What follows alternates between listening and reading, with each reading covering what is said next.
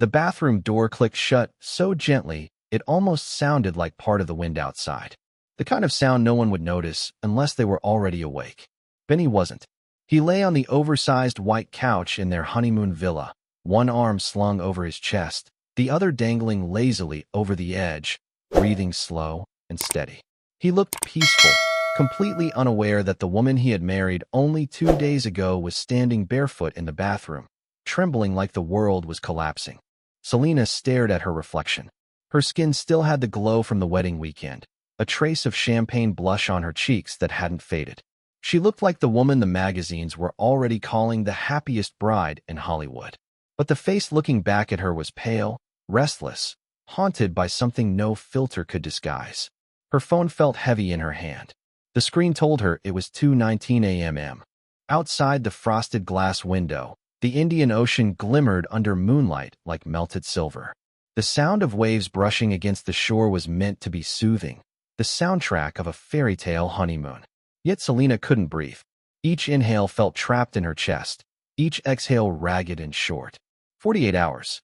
That's all it had been. 48 hours since she'd walked down an aisle covered in white roses.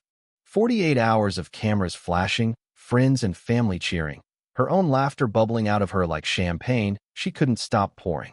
48 hours of people telling her she was glowing, blessed, lucky beyond belief. 48 hours of being Mrs. Blanco. And she was already suffocating. Her finger hovered over a single contact. She hesitated, guilt rising up in a wave so strong she almost dropped the phone. Taylor, her best friend, the one person who always picked up. But Taylor was supposed to be happy right now, too. Off somewhere tropical with Travis, probably curled up against him, sleeping peacefully, living the kind of love story Selena was expected to be living at this very moment. Her thumb trembled. She should put the phone down. She should wash her face, breathe through it, go back to bed, curl up next to Benny and pretend. Pretend she was happy. Pretend she wasn't panicking. Pretend she wasn't afraid of something she couldn't name. But the silence pressed against her chest like a hand, and she knew if she didn't hear Taylor's voice, she might actually shatter. So she pressed the call button. 1 ring. 2. Selena's heart raced with each chime, every second reminding her of how ridiculous this was. She was a newlywed on the trip of a lifetime. Why was she calling her best friend in the middle of the night like a child afraid of monsters under the bed? Hello? Taylor's voice was soft, groggy, but it snapped instantly into alertness. Sel? It's 2 in the morning. Are you okay? The dam inside her cracked at the sound. Selena pressed her lips together, but her voice slipped out in a hoarse whisper anyway. Were you sleeping? I'm sorry. I shouldn't have called. No, don't be sorry, Taylor said quickly, the rustle of sheets in the background. I'm awake now. Tell me what's going on. Where are you? In the bathroom, Selena admitted, sliding down against the cool tiles until she was sitting on the floor. Her knees pressed to her chest like she was trying to fold herself smaller. Benny's asleep. He doesn't know I'm calling you. He can't know. There was a pause, then the faint murmur of Taylor speaking to someone in the room with her, probably Travis. Selena imagined him half asleep, pulling her closer as she explained. When Taylor came back on the line, her voice was lower, steadier. Selena, whatever this is, you can tell me. Just breathe for a second. I'm here. Selena closed her eyes. And then it all spilled out. The panic, the guilt, the confusion, words tumbling faster than she could control. I got married, 2 days ago. Everyone keeps asking me how it feels, and I keep saying it's perfect. I post the photos, I write the captions, I smile in every video, but the truth is, her voice broke into a whisper. I'm not happy. I don't know why. I should be. He's perfect. The wedding was perfect. This trip is perfect. But all I feel is like I can't breathe. Like something's wrong with me. On the other end, Taylor inhaled slowly. Not shocked, not judgmental. Just listening. Nothing is wrong with you, Taylor said firmly. There has to be, Selena whispered. I married the sweetest man in the world. He makes me laugh. He treats me like a queen. He loves me so much. And yet I'm sitting on a bathroom floor crying instead of being in bed with him. How can that be normal? Sal? Taylor's voice softened even more, almost like a lullaby. It is normal. More normal than you think. Selena pressed her forehead to her knees, tears hot against her skin. She didn't believe it. Not yet. But she wanted to. Taylor's next words carried a weight that made Selena sit up straighter, the panic momentarily replaced by curiosity. Do you want to know something I've never told anyone? Not even you. Selena's breath caught. She wiped her eyes quickly with the back of her hand. What? When Travis and I got engaged, Taylor said slowly, carefully, I cried almost every night that first week. Not happy tears. Fear. Pure panic. And I thought I was broken because all I could think was, what have I done? Selena froze. She hadn't expected that. Not from Taylor. Not from the woman whose love story looked flawless from the outside. You? You were scared? She asked, disbelief woven into every syllable. You have no idea, Taylor admitted. And I was so ashamed of it that I hid it from everyone. Even from him. Selena's tears started again, but this time for a different reason. Relief. Recognition. She wasn't alone. The news about Taylor's mysterious absence from the spotlight didn't just fade away. It exploded into every corner of the internet. Paparazzi were camped outside her New York apartment, helicopters circled Nashville, and fans built conspiracy theories that could rival Hollywood scripts. Some swore she was working on the most ambitious album of her career. Others whispered about a secret wedding, a hidden child, or even a dramatic health battle she kept private. The truth, however, was far more complicated, and only a handful of people knew it. Taylor had quietly slipped into a different world, one that wasn't designed for cameras or headlines. She had found herself walking into children's hospitals without an entourage, disguising herself under a hoodie and baseball cap, carrying nothing but her guitar. It started with one visit, almost accidental. She was told about a young fan battling a rare condition, and despite her tight schedule, she couldn't ignore the pull in her heart. What was meant to be a short, quiet encounter turned into hours of music, laughter, and the kind of raw connection that stripped away every ounce of fame. That night, driving home, Taylor realized something. For the first time in years, she felt alive not because of the stage lights, but because of the silent gratitude in a child's eyes. And so it began. Day after day, week after week, she kept going back. Always in secret. Always without announcement. Taylor wasn't doing it for publicity. If anything, she feared the media would twist it into a stunt. Instead, she kept her missions under wraps, slowly building bonds with families that never thought a superstar would walk through their hospital doors. The children called her their secret angel. But secrets, no matter how beautiful, don't stay hidden forever. One evening, a nurse couldn't help but post a blurry photo on her private account. It showed Taylor sitting cross-legged on the hospital floor, guitar in her lap, surrounded by kids in wheelchairs who were singing with every ounce of joy they had left. The post wasn't meant for the world, but within hours it went viral. Suddenly, the whispers grew louder. Fans demanded answers, tabloids hunted for proof, and critics debated whether this was another image strategy. Taylor's team panicked. They urged her to release a statement, to take control of the narrative before the press twisted it. But Taylor refused. This isn't about me, she told them. This isn't for cameras. If I say something, it stops being real. Yet the storm was brewing. Soon, media vans parked outside the hospitals. Families were questioned, nurses were pressured, and children were photographed against their will. What began as pure kindness turned into chaos. Taylor was torn. If she stepped forward, she'd protect the families but risk destroying the magic of what she'd built. If she stayed silent, the rumors would only get uglier. And then came the headline that changed everything. Why is Taylor Swift hiding from the world? The article suggested she was running from something, scandals, secrets, maybe even the truth about her personal life. But the reality was far different. Taylor wasn't hiding. She was fighting. Fighting for kids who couldn't fight for themselves. One night, after another hospital visit that ended in tears and promises she knew she couldn't always keep, Taylor sat in her car and stared at the city lights. For the first time in a long while, she questioned if her fame was a gift or a curse. She wanted the world to know about these kids, about their courage, but she feared her presence would overshadow their stories. The decision she made that night would become one of the most shocking moves in her entire career.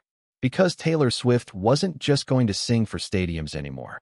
She was about to put her entire career, reputation, and legacy on the line for something far bigger than music.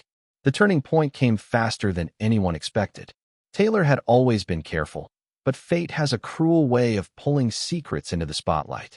One evening, While leaving a children's hospital in Boston, she thought she had slipped out unnoticed. But a single photo changed everything. A teenager waiting in the lobby had snapped a picture. No makeup, hoodie pulled low, guitar case in hand, a tired smile on her face as she hugged a fragile little girl whose tiny hands clutched in forced stand. The image spread like wildfire across social media. The caption was simple: "Taylor Swift saved my sister's night." In less than an hour, the post had millions of likes. By morning, every news outlet in America was blasting the story. Swift seen secretly visiting hospitals. The hidden side of Taylor. Why has she been doing this in silence? Her fans were divided. Some cried tears of pride, praising her for doing good without seeking attention. Others questioned her motives. Was this a carefully planned PR stunt? The industry buzzed with speculation, and soon even her critics couldn't stay silent. One well-known commentator sneered on live television. "She knows exactly what she's doing. Nothing Taylor Swift does is an accident." But Taylor knew the truth, and the truth burned inside her. She wasn't trying to be a hero. She was just a woman who had seen too many children fighting battles they should never face, and she couldn't walk away. Still, the pressure mounted. Hospital administrators began receiving calls from reporters, and families were hounded outside their doors. Taylor realized that staying quiet was no longer an option. The narrative was being hijacked, and if she didn't step forward, the kids she wanted to protect would be swallowed by a media circus. So she made a choice that shook her entire team. She would go public, but not with a statement, not with a polished interview. She would tell the truth the only way she knew how: through music. She locked herself in her Nashville home studio and began to write. The songs poured out of her like confessions, raw and unpolished, filled with the voices of the children she had met. Each lyric carried the weight of hospital rooms, whispered prayers, and the fragile laughter of kids who had taught her more about courage than fame ever could. When her label executives heard the demos, they were stunned. "Taylor, this isn't a record. This is a diary," one of them said. "It's too real, too heavy. It won't sell." Taylor's response was cold and sharp. "Then it's not for sale." Her plan was risky: release a surprise album dedicated entirely to the children, donate every dollar of profit to pediatric research, and launch a foundation in secret that would later carry her name. But the risk wasn't just financial. The industry thrived on image, on control, and Taylor was about to throw all of that out the window. Word leaked, of course. It always does. Suddenly, the biggest question on every news anchor's lips was, what is Taylor Swift about to reveal? Fans lined up outside record stores without even knowing what they were waiting for. Online forums buzzed with wild predictions. Some thought it would be her most personal breakup record. Others believed she was announcing retirement. The suspense was unbearable. And then, in the middle of the night, with no press release, no warning, no countdown clock, Taylor dropped the album. The world froze. 12 songs, each one dedicated to a different child she had met. Names changed, but the story's intact. The lyrics cut deeper than anything she had ever written. There were no polished radio singles, no glittering hooks for top 40. This was Taylor Swift stripped bare, telling stories that hurt to hear and yet refused to let go. The reaction was immediate and explosive. Streaming platforms crashed. Social media went into meltdown. Fans cried. Critics stumbled over themselves to rewrite their narratives. And even the harshest voices admitted this wasn't PR, it was humanity. But as the world listened, one question rose above the music, echoing everywhere like a haunting refrain. Why did she risk everything for this? Because Taylor knew what the world didn't. There was more at stake than an album. And the next step she was about to take would be the most dangerous of all. The album didn't just make waves. It shattered the entire music industry like glass under pressure. Within hours of release, every headline screamed Taylor's name, but it wasn't about fame anymore. It was about the children. Listeners across the globe shared their stories. Parents posted videos of their kids singing along, and hospitals reported donations flooding in from strangers who had never even set foot inside their walls. Taylor had lit a fire she could no longer control. But with that fire came shadows. Behind the praise, there were whispers, powerful whispers. Industry moguls who saw her move not as kindness, but as defiance. Executives who had spent years molding artists into marketable machines now stared at Taylor as if she were a threat. If she breaks the system, others will follow, one CEO warned during a private meeting. And he was right. Taylor's rebellion had already inspired smaller artists to announce plans of their own, promising to donate profits, write for causes, and cut ties with greedy labels. She had started a revolution without meaning to. And revolutions have consequences. Within weeks, Taylor noticed strange patterns. Paparazzi seemed to know her location before she arrived. Hospital staff whispered about anonymous callers, asking when she'd be visiting next. Even her inner circle felt compromised. One of her closest team members suddenly quit, citing pressure from above. For the first time, Taylor felt fear, not for herself, but for the children. If powerful people were watching, how long before the hospitals became targets of their anger? Still, she refused to back down. Instead, she doubled her efforts. Late at night, while the world slept, she mapped out plans for a foundation that would outlive her career. She poured millions of her own money into it, ensuring that no corporate hand could touch it. The foundation would fund pediatric research, support struggling families, and create safe spaces for kids who had been forgotten by the system. But the more she built, the more resistance grew. Anonymous articles began to surface, hit pieces questioning her motives, twisting her lyrics into manipulative sob stories, painting her as an opportunist hiding behind sick children for sympathy. The cruelty of it made her sick, but she couldn't stop reading. And buried in the noise, one sentence made her blood run cold. Taylor Swift has secrets she doesn't want the world to know. We intend to reveal them. Her heart pounded as she reread the line. Who was behind it? What did they know? And why now? The timing was too perfect. Just as her foundation gained momentum, just as the album's message spread like wildfire, someone had decided to pull her into a war she hadn't chosen. And then the letter arrived. Slipped under her Nashville door in the dead of night. No return address, no fingerprints. Just a single sheet of paper, typed in bold letters. Stop what you're doing, or we will make sure the world learns the truth you've been hiding. Taylor froze. The words burned in her hands. She had no idea what truth they were talking about. But the threat was real, and she knew one thing for certain. This wasn't just about her anymore. The stakes had changed. And for the first time in years, Taylor Swift realized she was no longer just fighting for music, or even for children's lives. She was fighting a battle against forces that wanted her silenced. The world thought this was just another Taylor Swift era, but they had no idea what was coming next. Taylor didn't sleep that night. The letter sat on the kitchen table like a live grenade, every word etched into her mind. Stop what you're doing, or we will make sure the world learns the truth you've been hiding. She kept pacing, replaying every chapter of her past, every scandal, every rumor, every dark moment she had fought to bury. But none of it made sense. What truth could be dangerous enough to weaponize now? Her first instinct was to protect the kids. She called hospital directors, begging them to tighten security.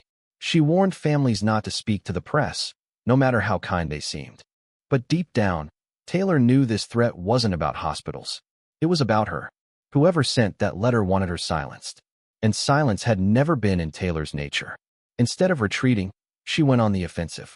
She called an emergency meeting with her inner circle, her lawyers, her closest friends, the few people she still trusted. When she showed them the letter, the room fell into a tense, suffocating quiet. Could be fake, one of her lawyers muttered. Or it could be the beginning of something we can't stop, another said. But Taylor didn't flinch. If they want me scared, they're going to be disappointed, she said coldly. I won't stop. She decided to lean into the storm. Rather than hiding, she booked a surprise appearance at a benefit concert for pediatric cancer research. No announcement, no press. Just Taylor stepping onto the stage, guitar in hand, in front of thousands of families who needed her. When the first chord rang out, the crowd erupted, and for a moment, she felt untouchable again. But danger followed her everywhere now. Backstage, a security guard intercepted a man trying to force his way in with a press badge that turned out to be fake. A week later, her car was tailed through the streets of Los Angeles until police were forced to intervene. Each incident was written off as coincidence, but Taylor knew better. Someone was watching. Someone was waiting. Still, she didn't bend. Instead, she poured herself into her foundation, officially launching it with an emotional speech streamed live across the world. Millions tuned in as she stood at the podium, her voice trembling yet unbroken. I don't care what it costs me, she said. I will not stop fighting for these kids. If my career ends here, then so be it. But I refuse to let anyone silence love. The room exploded in applause, and for one fragile moment, it felt like she had won. But victories never last long in wars like these. 2 days later, a new headline appeared on every major news site. Anonymous sources claimed Taylor Swift hid a secret that could destroy her career. The article gave no details, just vague allusions, whispers of betrayals, of cover-ups, of something dark enough to change how the world sees her forever. Taylor's phone buzzed nonstop. Her team begged her to respond, but she refused. She knew exactly what was happening. This was psychological warfare, designed to break her before the truth even surfaced. But what truth? What secret could she possibly be guilty of that was worth this level of destruction? Late that night, her phone lit up again. A blocked number. Against her better judgment, she answered. A distorted voice cut through the static. "You've been warned, Taylor. Walk away, or the world will know everything." The line went dead. Taylor stood frozen, staring at the phone in her hand. Her heart pounded, her breathing shallow, but her eyes burned with something new. Not fear, not doubt, but defiance. They wanted her to stop. They wanted her to fall. Instead, Taylor Swift was about to fight back harder than ever. And in doing so, she was about to uncover a truth even she wasn't ready to face. Taylor had faced scandals before. She had survived betrayals, public humiliation, endless criticism. But nothing compared to this. The anonymous threats, the vague headlines, the distorted calls. Someone wanted to destroy her from the inside out. And for the first time, she realized they might not stop until she was broken. The night after the phone call, she met with her most trusted confidant, a woman who had worked with her since the very beginning of her career. "Taylor," she said carefully, "sometimes the truth isn't about what you've done. Sometimes it's about what people can make others believe." The words chilled her. She didn't have to be guilty. She just had to be accused. And then the hammer dropped. A leaked dossier appeared online, allegedly containing evidence of Taylor covering up financial dealings linked to her foundation. Fake documents, forged signatures, fabricated emails, all carefully crafted to look real. Within hours, hashtags accusing her of fraud began trending. Some fans defended her blindly, but others hesitated. Doubt spreads faster than love. Taylor knew if she didn't act, everything she had built, the album, the foundation, the trust of families, would be burned to ashes. So she made the boldest move of her life. Instead of hiding, she called a press conference. Cameras from every major network filled the room, buzzing with anticipation. Reporters expected tears, excuses, maybe even a quiet retirement. But when Taylor walked out, she didn't look broken. She looked like fire. She held up the leaked documents for the world to see. "These are lies," she said, her voice steady. "I know who I am. I know why I started this. And I will not be silenced by people who profit from suffering. If you want to come for me, come for me. But do not drag innocent children into your war." The room erupted into chaos, but Taylor didn't stop. She unveiled her foundation's books. Every transaction, every donation, every cent accounted for. She had nothing to hide, and she proved it live on camera. By the time she finished, the reporters looked less like predators and more like witnesses to history. But the true turning point came when the families she had helped stepped forward. Parents, doctors, and even children themselves spoke out publicly, defending her character, sharing stories the world had never heard. Their voices drowned out the lies. Their truth became her shield. And in the end, the smear campaign collapsed under its own weight. Investigations revealed the forged documents, and whispers began that powerful industry figures had orchestrated the attack. No names were confirmed, but everyone knew. Taylor had stared down giants, and she hadn't blinked. The victory didn't feel like triumph. It felt like survival. She had lost sleep, tears, and a part of her innocence. But what she gained was far greater, a movement that could no longer be stopped. Her foundation exploded in reach, donations pouring in from every corner of the globe. The album, once doubted as too heavy, became a cultural landmark, studied, celebrated, immortalized. But more importantly, the children, those who had been at the heart of it all, finally had a voice the world couldn't ignore. Months later, standing backstage before another benefit concert, Taylor took a deep breath. The fear was still there. It might never leave, but it no longer controlled her. She wasn't just an artist anymore. She was something more. When she stepped onto the stage, the crowd roared, not just for the music, but for the courage, for the fight, for the proof that kindness, even when threatened, could not be silenced. And as she strummed the first chord, Taylor knew this wasn't the end of her story. It was only the beginning of her most important era yet.